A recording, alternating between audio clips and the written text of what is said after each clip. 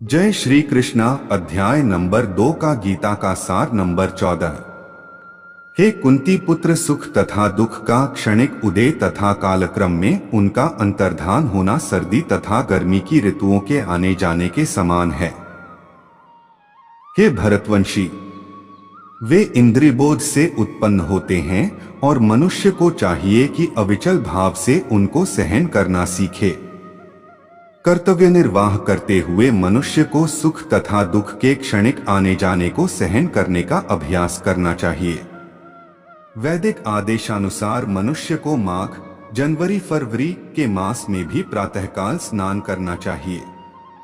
उस समय अत्यधिक ठंड पड़ती है, किंतु जो धार्मिक नियमों का पालन करने वाला है वह स्नान करने में तनिक भी झिझकता नहीं। इसी प्रकार एक गृहिणी भीषण से भीषण गर्मी की ऋतु में मई से जून के महीनों में भोजन पकाने से हिचकती नहीं।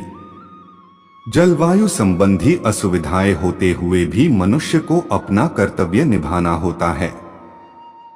इसी प्रकार युद्ध करना क्षत्रिय का धर्म है, अतः उसे अपने किसी मित्र या परिजन से भी युद्ध करना पड़े तो उसे अपने धर्म से विचलित नहीं होना चाहिए। मनुष्य को ज्ञान प्राप्त करने के लिए धर्म के विधि विधान पालन करने होते हैं, क्योंकि ज्ञान तथा भक्ति से ही मनुष्य अपने आप को माया के बंधन से छुड़ा सकता है। अर्जुन को जिन 2 नामों से संबोधित किया गया है वे भी महत्वपूर्ण जैन हैं। कौन्तेय कहकर संबोधित करने से यह प्रकट होता है कि वह अपनी माता की और मातृकुल से संबंधित है, और भारत कहने से उसके पिता की और पितृकुल से संबंध प्रकट होता है। दोनों ओर से उसको महान विरासत प्राप्त है।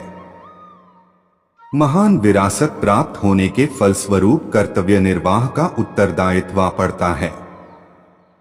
अर्जुन युद्ध से विमुख नहीं हो सकता।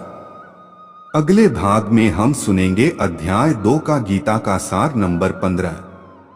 जय श्री कृष्णा। राधे राधे।